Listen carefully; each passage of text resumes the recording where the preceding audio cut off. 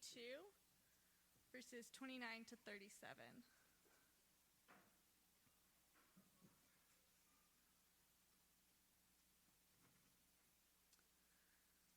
So 2 Samuel 22, 29 to 37. For you are my lamp, O Lord. The Lord shall enlighten my darkness. For by you I can run against a troop. By my God I can leap over a wall. As for God, his way is perfect. The word of the Lord is proven. He is a shield to all those who trust in him. For who is God except the Lord? And who is a rock except our Segunda de God? Samuel God is 22. my strength and power, and he makes my way ¿Se oye o perfect. no? He makes my feet like the feet of deer, and sets me on high places. He teaches my hands to make war, so that my arms can bend a bow of bronze. You have also given me the shield of your salvation. Your gentleness has made me great. 29. Enlarged Tú, my tongue Señor, under me, so my feet did not slip. eres mi lámpara. Tú, Señor, iluminas mis tinieblas. Con tu apoyo me lanzaré contra ejército. Contigo, Dios mío, podré asaltar murallas. El camino de Dios es perfecto y la palabra del Señor es intachable.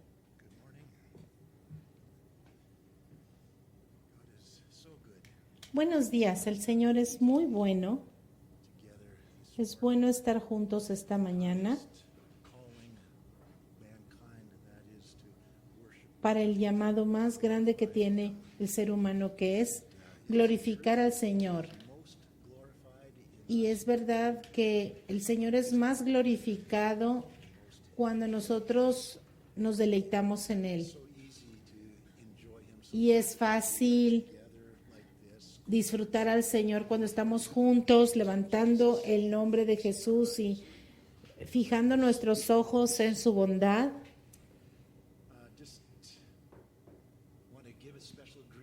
Solo quiero darle un saludo especial a nuestros hermanos que están viéndonos vía online, especialmente aquellos que están reunidos en las iglesias en casa. Hubo muchos retos para reunirnos en el pasado, pero yo quiero que hagan el propósito de reunirse, como por ejemplo nuestros hermanos misioneros que están en otros lados. Ellos quisieran estar con nosotros, pero nos están viendo online, se deleitan allá en esas comunidades donde están. Y ese es parte del propósito. Quiero animarlos a todos a que se reúnan. También quiero hacer un anuncio acerca de nuestro estudio de hoy en la noche. Hoy vamos a tomar un descanso y no va a haber estudio bíblico en la tarde, pero reanudaremos la próxima semana. Hoy vamos a seguir con nuestro estudio de Esther, pero vamos a ver algo más, vamos a ir algo más profundo, a ver qué hay escondido en este libro. Pero antes de empezar, vamos a orar.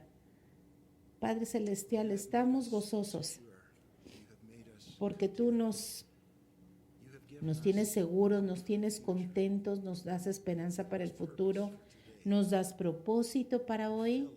Señor, tú nos llenas. Nosotros nos deleitamos en ti y te agradecemos, Señor, por tu palabra, que es poderosa, que es verdad, que da vida. Mientras estudiamos esta mañana, Señor, te pedimos que llenes nuestros corazones de entendimiento y que traigas a nosotros todo aquello que tú tienes preparado para nosotros. Señor, nuestra oración es que podamos accesar a todas esas bendiciones que están a nuestra disposición por la obra de la cruz. Y Señor, por eso venimos a pedir. Dice tu palabra que no tenemos porque no pedimos. Así que hoy pedimos por tu bendición, por crecimiento, por iluminación de tu palabra, que seamos llenos de ese deleite en ti, Señor, de maravillarnos en ti y que nuestra fe crezca. Y Señor, Pedimos con confianza, sabiendo que tú eres fiel y tú eres bueno. Señor, te pido que llenes mi boca. Dependo de ti, Señor, y reconozco que apartado de ti nada puedo hacer. Mis palabras son vacías y mi cuerpo es débil, pero tu palabra es viva y eficaz. Señor, tu palabra es vida. Y Señor, tu palabra puede traer salvación a muchas vidas. Habla a través de mí. En el nombre de Jesús, amén. La historia de Esther, como ya hemos visto, tiene la reputación de ser el único libro de la Biblia en la cual el nombre de Dios nunca se menciona. Sin embargo, ya hemos visto que Dios es el principal personaje de este libro, a pesar de no ser nombrado. Él está en control del desarrollo de todo lo que ocurre en este libro. Y esto es verdad no solo ahí, sino también para nosotros. Nuestro Dios es omnipresente, significa que Él está en todos lados. No hay ningún lugar tan oscuro y tan malvado que Él no pueda estar allí. A pesar de que Él no se ve, Él está allí y Él es soberano y no se ve amenazado por lo que está sucediendo. La historia de Esther demuestra que Dios está en control y que Él obra para llevar a cabo sus propósitos y que Él cuida a su pueblo. A pesar de que su palabra quiera ser negada o suprimida, Él está allí. Su pueblo tal vez puede estar callado, pero Dios está allí. Tal vez no lo vemos, tal vez no escuchamos la mención de su nombre, tal vez nos sentimos rodeados por el enemigo, pero el Señor puede abrir nuestros ojos para que veamos que Él está allí, que Él todavía está en control y que Él cuida de los suyos. El Señor cuida a sus hijos y Él hace que todas las cosas obren para bien, para nuestro bien, sus hijos, para la gloria de Dios. No hay ninguna concentración de maldad en el mundo que pueda impactar lo que Dios quiere hacer. El Evangelio de Mateo cierra con esta promesa: yo estoy con ustedes siempre hasta el fin del mundo, hasta el fin de los tiempos. Recientemente vi algún material de Chuck Missler escondido en un acróstico en hebreo en el texto de Esther. No menos de 8 veces el nombre de Dios está allí.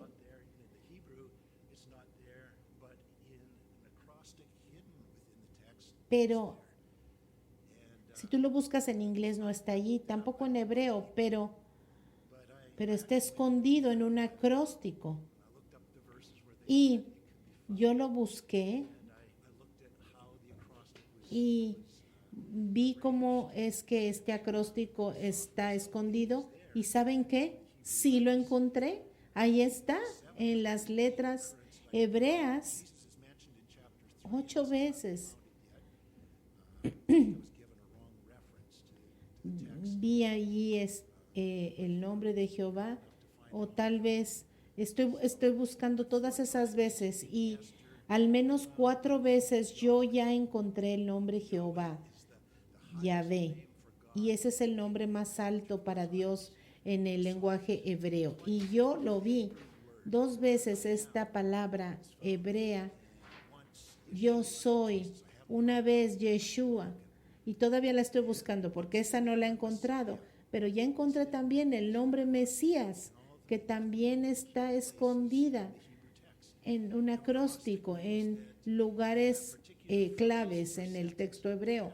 Ahora, un acróstico significa una frase en particular o, en un texto.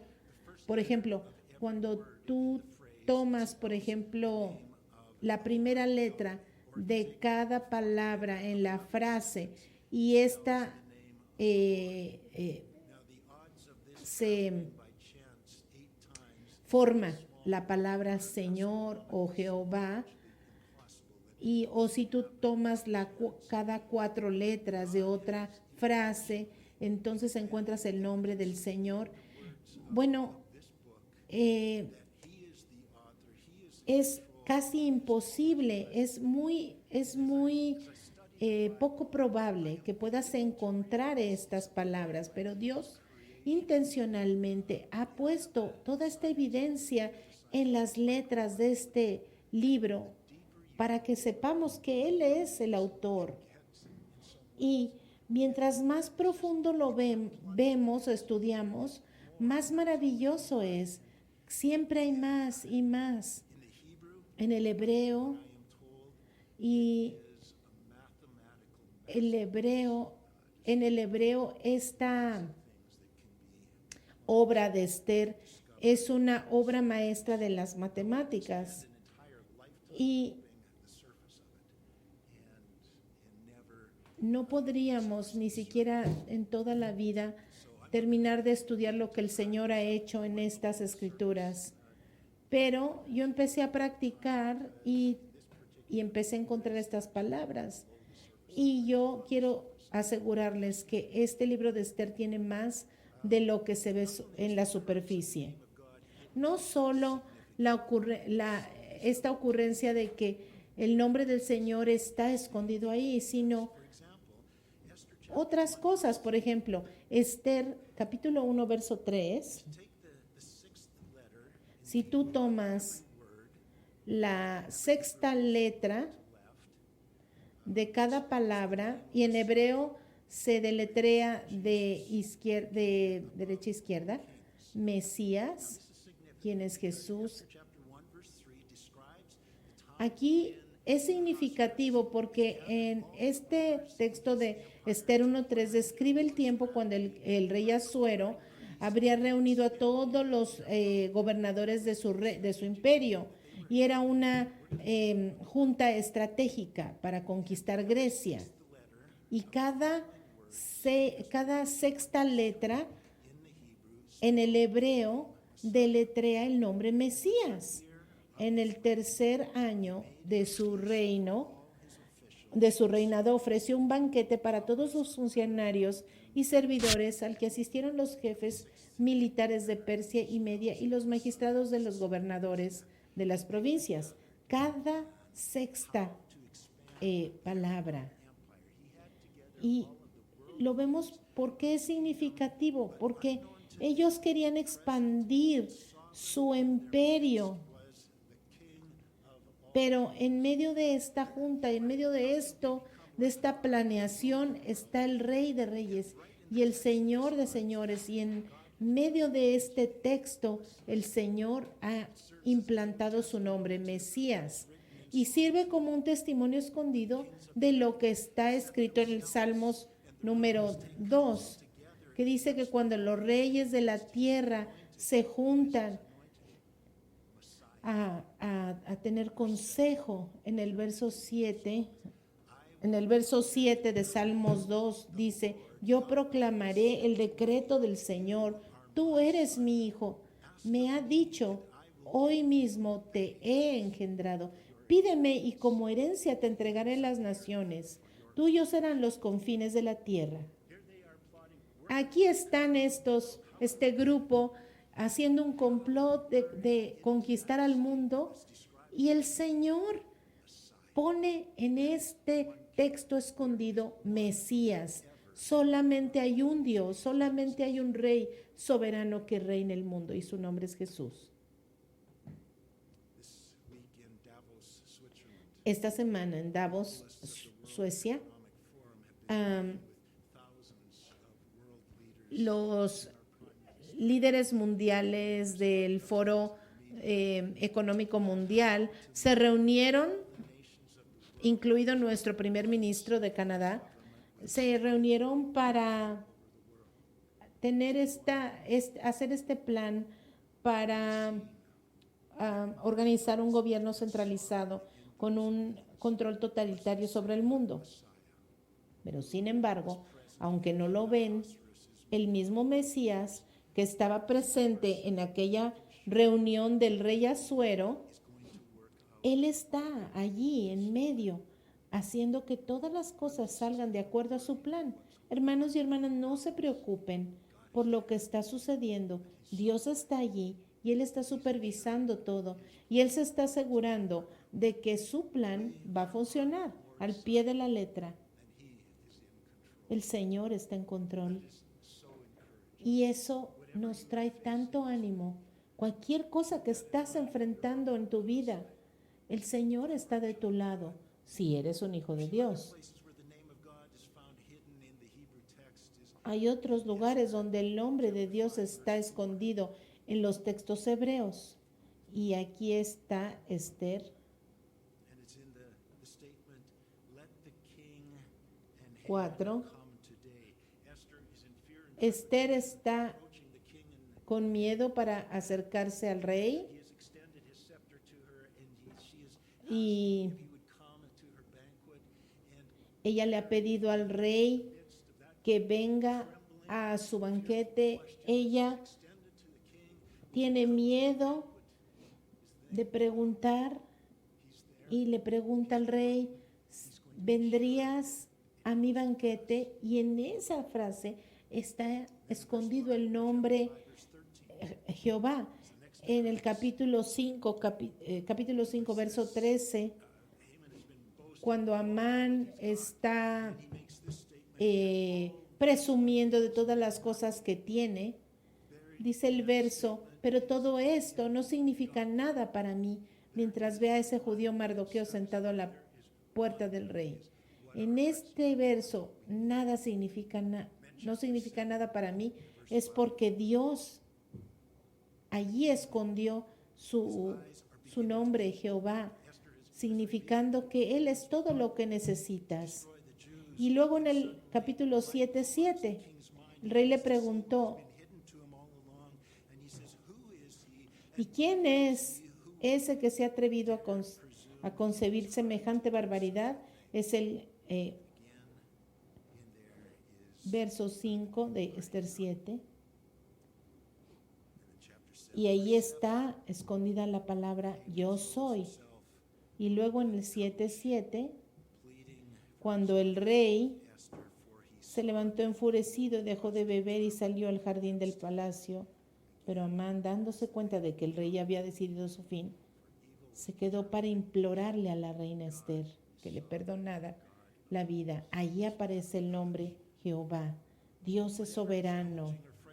Y cualquier reto o situación intimidante que estás enfrentando hoy en día, quiero asegurarte que Dios está presente y está activo, supervisando todos los detalles que se desarrollan en esta situación para que Dios sea glorificado en medio de ello.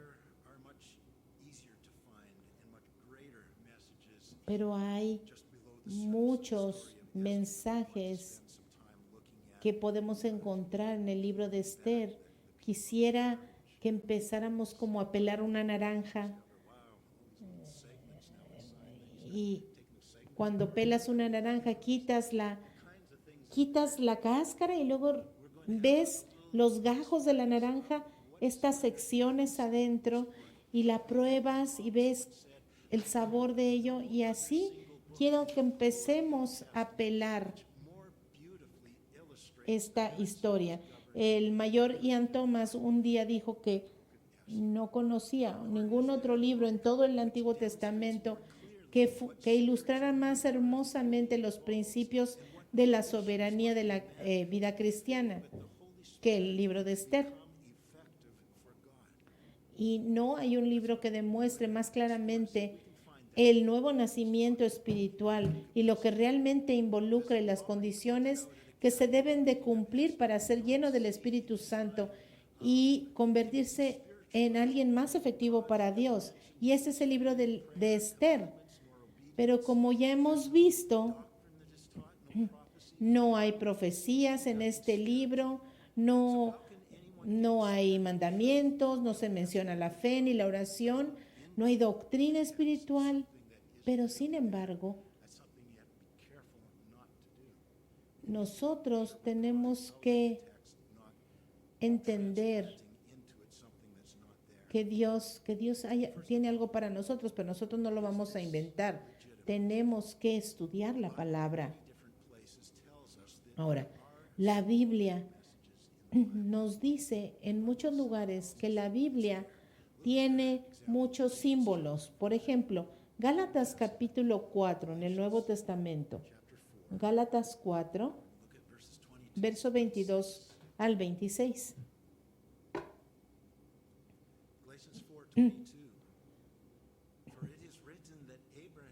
¿Acaso no está escrito que Abraham tuvo dos hijos? Ya lo leímos eso en Génesis. Uno de la esclava, Ismael, y el otro de la libre, o sea, Isaac.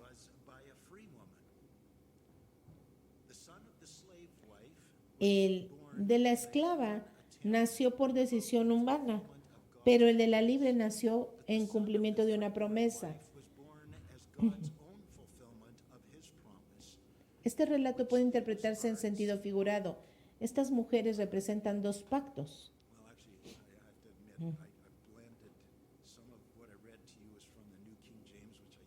Algo de lo que he leído es una mezcla de la nueva versión internacional y es solamente para poderles explicar lo que estamos hablando, porque a veces es un poco difícil explicar el de la Reina Valera. Entonces dice, esto puede interpretarse en sentido figurado, que estas mujeres representan, en sentido figurado, dos pactos. Uno, que es Agar, procede del monte Sinaí o representa al monte Sinaí y tiene hijos que nacen para ser esclavos. Y Agar representa el monte Sinaí en Arabia y corresponde a la actual ciudad de Jerusalén. Porque la Biblia nos dice que en esta historia de Ismael y de Isaac y sus madres, hay una simbología, hay una tipología. Sabemos que Agar y Sara fueron mujeres reales de la historia y que tuvieron hijos, Isaac e Ismael, y fueron reales. Y son cosas que sucedieron y son parte de la historia, pero sin embargo, son cosas que tienen un significado simbólico. Fíjense, por ejemplo, lo que dice 1 Corintios capítulo 10, los primeros 4 versos.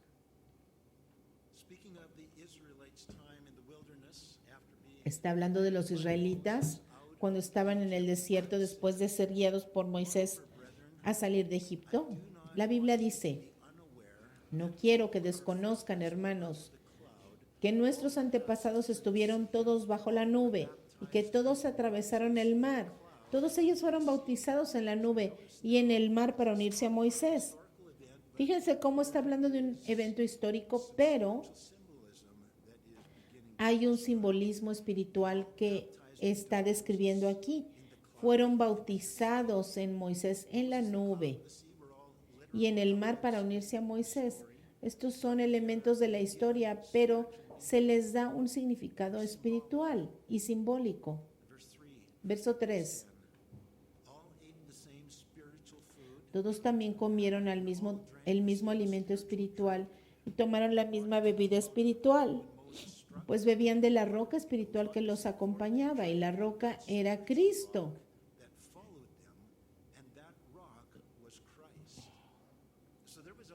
Así que hay una roca literal que fue golpeada en el desierto y puedes encontrar esa roca en el desierto que tiene allí una inscripción y las marcas de que alguna vez salió agua de allí y la erosión que causó en la roca. Pero aquí se le da también un significado espiritual. Esa roca era Cristo. Lo está simbolizando cuando fue golpeado en la cruz y la sangre fluyó de él, dando vida espiritual para satisfacer la necesidad de las almas sedientas. Así que podemos ver aquí un significado simbólico. O también cuando el Señor partió el pan en la última cena y dijo: este es mi cuerpo que por vosotros es partido, hagan esto en memoria de mí. El pan no es literalmente su cuerpo, pero simboliza su cuerpo. Y así sucesivamente en la Biblia hay muchos eventos históricos literales que muchas veces tiene un significado espiritual más profundo de lo que vemos por la superficie. Estos simbolismos se conocen como tipos, sombras o alegorías.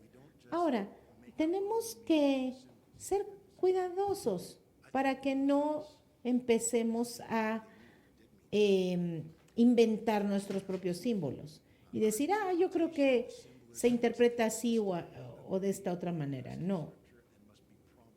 Estos simbolismos tienen que ser consistentes con el resto de la escritura.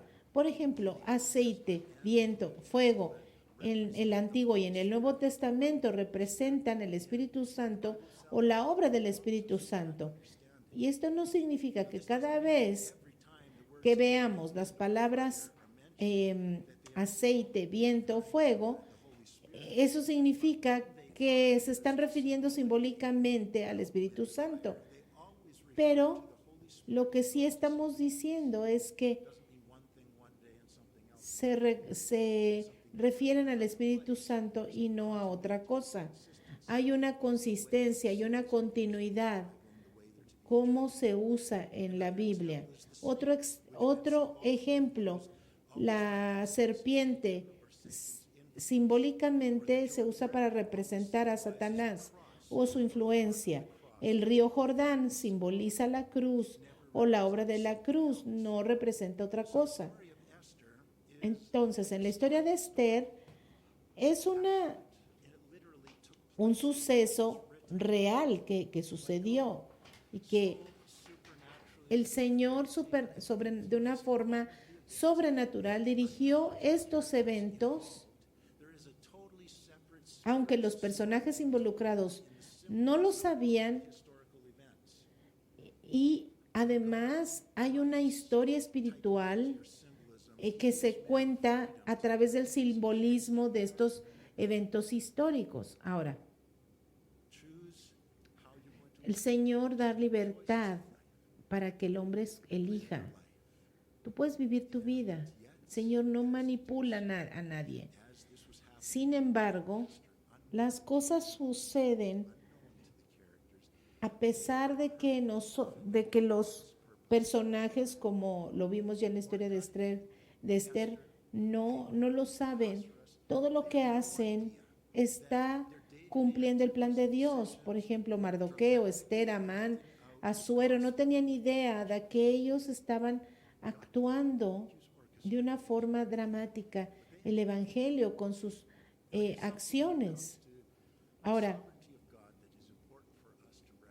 nosotros tenemos que reconocer algo importante de la soberanía de Dios.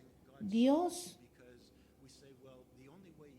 es soberano y nosotros podemos pensar, si nosotros queremos controlar algo, que algo suceda, tengo que eliminar tu libertad. De la única manera que puedo controlar tu libertad, tus opciones, de la única manera que puedo manipular tus acciones es limitando tu libertad, pero para Dios no es así.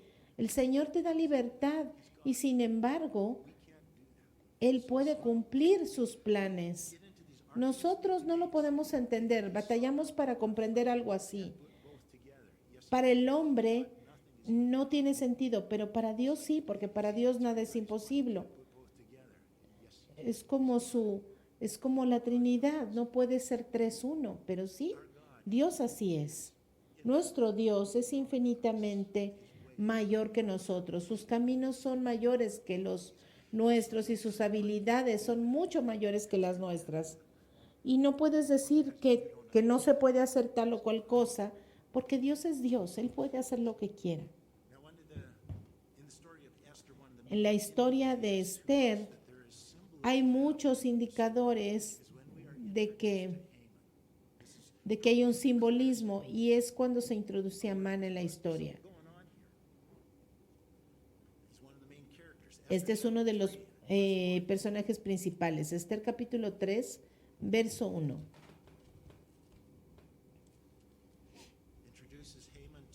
Se nos presenta a Amán como Amán, hijo de Amedata, el agagita, lo cual significa que es un descendiente de Agag, de un hombre llamado Agag. ¿Y qué nos dice de Agag? Bueno, Agag fue rey de los amalecitas, según 1 de Samuel 15, 8, y ellos eran descendientes de Saúl, el hermano gemelo de Jacob, y en la escritura esta podría ser tal vez la peor familia de la que pudiste haber nacido. Porque fíjense lo que dice de Esaú y de sus descendientes en Malaquías capítulo 1,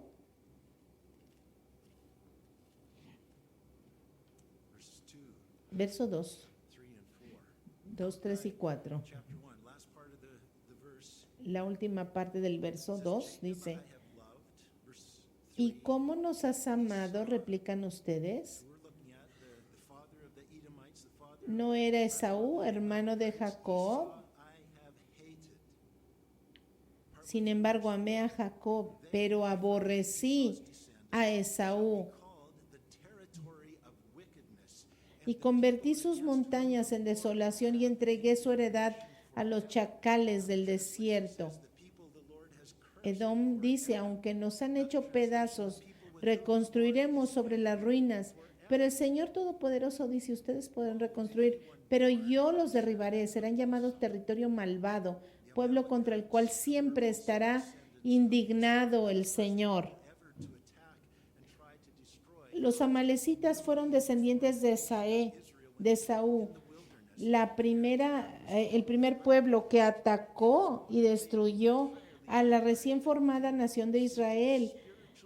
Su ataque fue sin provocación y sin motivación, simplemente porque estaban motivados por el odio hacia Dios que tenían. Era solamente odio puro. Y vemos este relato en Éxodo 17, del 14 al 16. Y puedo sacar un sermón de esto porque es maravilloso, pero no lo voy a hacer. Entonces el Señor le dijo a Moisés: pon esto por escrito en un rollo de cuero para que se recuerde y que lo oiga bien Josué. Yo borraré por completo bajo el cielo todo rastro de los amalecitas. Verso 16. Y exclamó: echa mano al estandarte del Señor. La guerra del Señor contra Amalec será de generación en generación. Voy a borrar de su recuerdo a esta gente, porque voy a tener guerra con esta gente de generación en generación. Esa oposición consistente de Dios hacia esta gente es una clave de que hay algo espiritual y significativo aquí, porque representa algo que está en contra de Dios.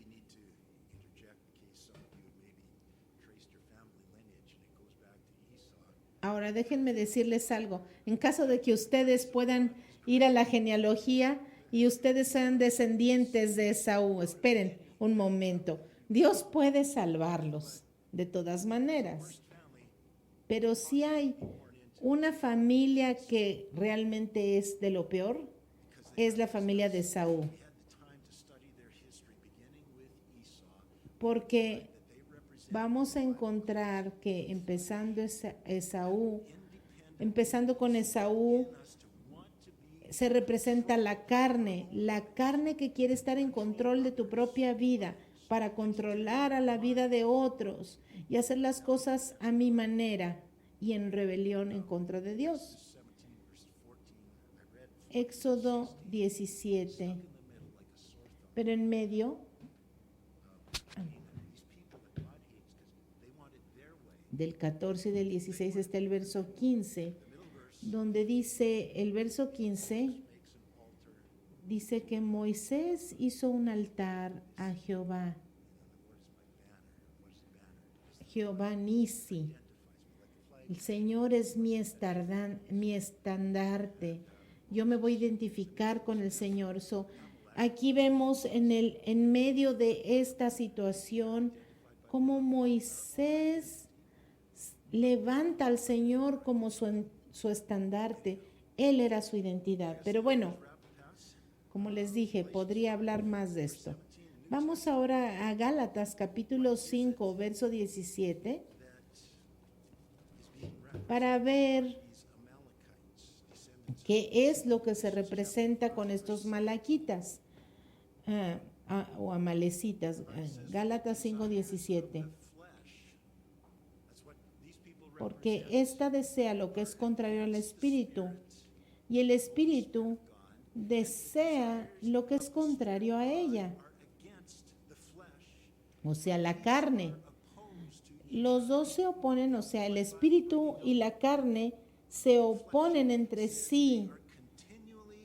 Y la Biblia amplificada dice que es algo que están siempre en conflicto. El espíritu y la carne siempre están en conflicto. Así como lo que dice en el Antiguo Testamento, va a estar en guerra contra este pueblo de generación en generación. Se oponen entre sí de modo que ustedes no pueden hacer lo que quieren. Entonces, los amalecitas, el rey Agag, Esaú, Amán, tienen tres cosas en común. Uno, todos son descendientes de Esaú. Todos odiaron a Israel y buscaron destruirlo. Y tres, cayeron bajo la oposición de Dios. También se simboliza aquí la carne, esa disposición del hombre para estar en contra de Dios y que compite con el control de Dios, y que esto es odiado por el Señor de generación en generación. Así que Amán simboliza la carne, quiere estar en control. Y lo vemos en este personaje a través de la historia. Él quiere estar en control. Y quiere ser reconocido como el que está en control. Quiere ser alabado como el que está en control. Por otro lado, en contraste a Amán, ¿quién está en oposición? Es Mardoqueo. ¿Y quién es Mardoqueo? Bueno, Mardoqueo siempre estuvo en contra de Amán. Entonces, vemos aquí un drama, unos personajes escondidos. Mardoqueo simboliza la vida de Jesucristo o del Espíritu Santo. Mardoqueo es un símbolo de la vida de Cristo en nosotros o del Espíritu Santo. Gálatas 5:17 dice, porque los deseos de la carne son contrarios al espíritu y el espíritu desea lo que es contrario a la carne. Los dos se oponen entre sí.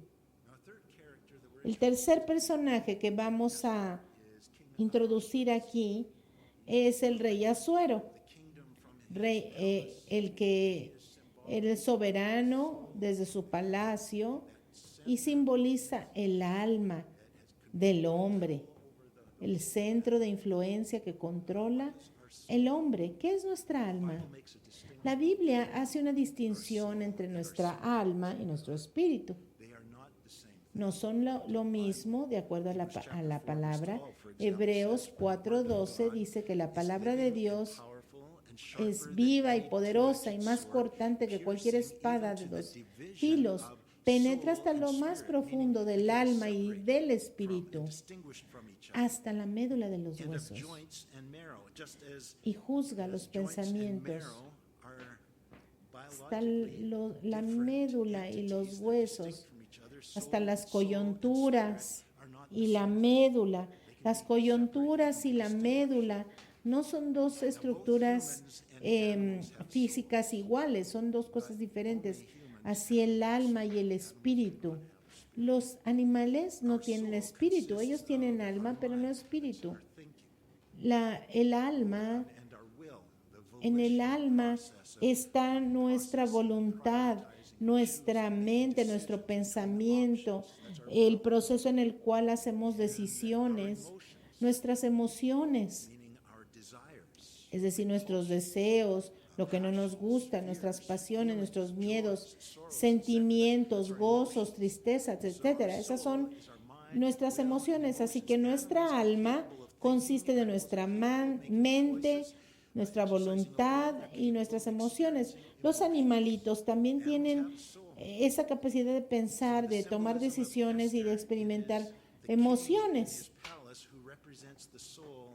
Entonces, en este simbolismo del libro de Esther, el rey en el palacio representa el alma del hombre.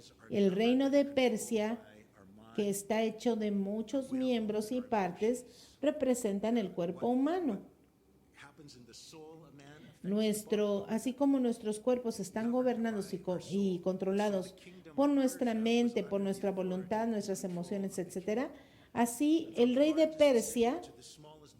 de Persia estaba bajo la autoridad del control del rey. Y así como todos los pueblitos y todas las ciudades y todos los pobladores del reino de Persia fueron afectados por las decisiones del rey, así es como nuestro cuerpo se afecta con las decisiones de nuestra mente. Ahora, el punto es que tenemos aquí varias cosas y este punto es clave. Nuestra mente es el campo de batalla, porque el que controle nuestra alma, nuestra mente, voluntad y emociones va a determinar nuestras elecciones, nuestro comportamiento y va a afectar todo nuestro ser. Por esta razón, en la historia de Esther, encontramos que cualquiera que controle al rey o cualquiera que pueda influenciar al rey puede controlar el reino. Por ejemplo, en el capítulo 1, Memucan convenció al rey que reemplazara a la reina Basti con una nueva reina y que publicara un decreto que todas las esposas tenían que honrar a sus esposos. Y aquí vemos cómo Memucan impactó aún la vida privada de todo el reino, es decir, del cuerpo.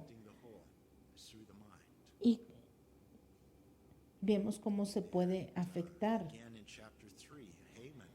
Nuevamente, en el capítulo 3, Amán buscó destruir a los judíos en el reino, pero la única forma que lo podría hacer es influenciando la mente del rey, el alma del rey. Tenía que convencer al rey de destruir a los judíos. Entonces, influenciando al rey, Amán pudo ganar control sobre la vida de los individuos en el reino. Y en esta forma sutil, Amán influenció el pensamiento del rey y movió emociones y sugirió decisiones y políticas que afectarían a todo el reino. Y esto illustrates for us ilustra para nosotros la influencia de la carne sobre nuestras vidas, by influence upon our minds. influenciando nuestras mentes.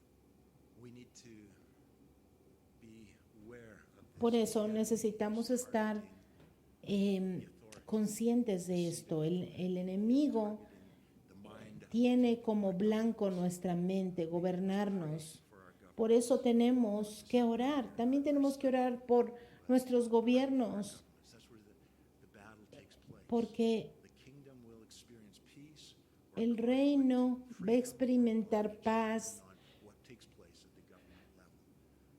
So o paz o conflicto dependiendo de lo que está sucediendo en nuestro gobierno.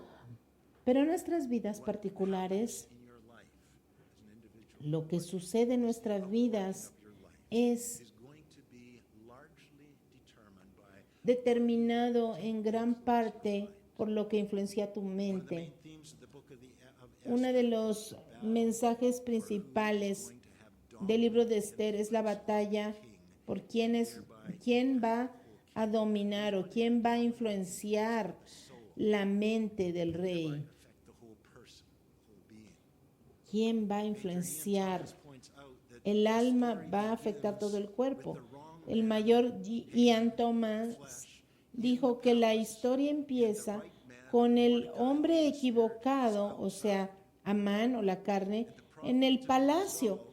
Y, becomes quite obviously y el hombre correcto, que es Mardoqueo o el Espíritu Santo, wrong man está fuera del palacio.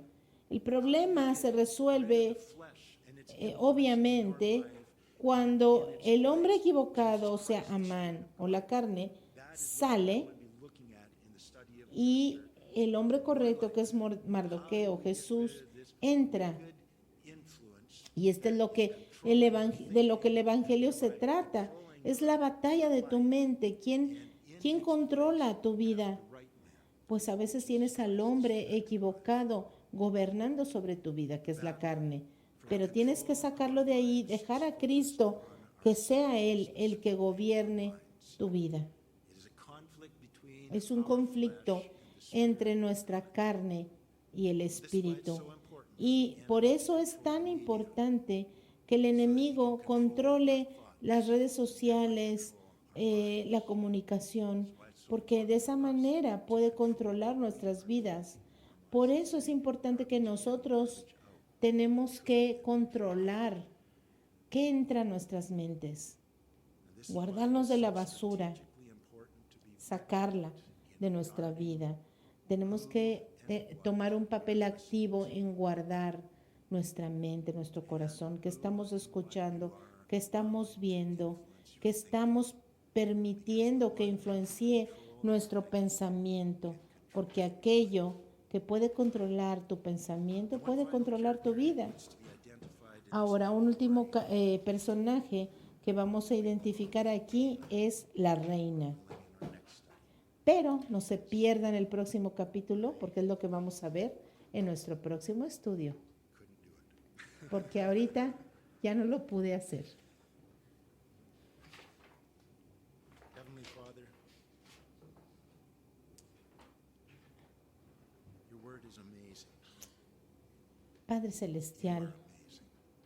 tu palabra es maravillosa. And Lord, I think a lot of times we look around us, Señor, vemos alrededor de nosotros y vemos the absence of evidence that your spirit la ausencia de evidencia de tu espíritu. significant things, and the temptation that the Vemos, Señor, la tentación del enemigo hablando a nuestros corazones, diciéndonos for your word que nosotros vamos perdiendo. plan and your Pero, Señor, things te are pedimos worse at the end. Wicked, que nos ayudes porque las cosas se van a poner peor but then suddenly you y vamos a ver la maldad creciendo, pero de repente vamos a verte entrar en la escena y poner todas las cosas en el lugar correcto, porque tú eres el rey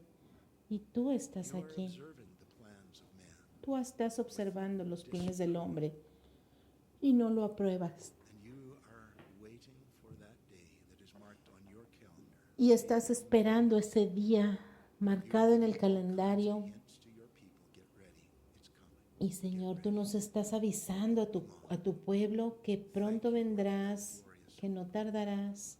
Thank you that we Gracias, Señor, porque podemos buscar, estudiar tu palabra y saber con toda certeza que tú estás en control you will not allow y que no vas a permitir que nadie, ni siquiera el anticristo, tenga éxito en establecer su reino global, porque tú vendrás y lo destruirás your kingdom as we y establecerás tu reino, como ya lo vimos, will never end. un reino que no tendrá fin jamás. Gracias, Señor Jesús, Chosen porque tú to include us, nos has escogido part of what you're doing, para ser parte done everything that de, is necessary to make it possible. de tu familia. Thank you, Lord, that we can call you, Te damos gracias porque podemos llamarte papá. that we can Gracias porque podemos anticipation the promise made by one esperar esa promesa that you are coming again. de que vendrás pronto y nos llevarás a casa y que donde tú estés nosotros también estaremos. Y un día Your kingdom. tú establecerás tu reino y reinarás para siempre. I thank you that we can trust your word. Gracias porque podemos confiar en tu palabra, Guide, una palabra que nos guía, que es una luz, source of faith, que es fuente de fe, de keeps esperanza us going, Lord. y que nos mantiene caminando, Señor. Keep us in your word. Te pido, Señor, que nos mantengas en tu palabra As we conclude this morning, y te ruego que mientras terminamos en esta mañana, peace in our heart. tú nos des paz en nuestro corazón y confianza. We're in a boat on the Y stormy sea, but you are in the boat. a pesar de que veamos un mar Let us sink. en tormenta, tú estás en el barco con nosotros y no nos hundiremos porque tú estás con nosotros. Así que oramos y nos relajamos porque tú eres nuestra vida. En el nombre de Jesús. Amén. Wanda is going to come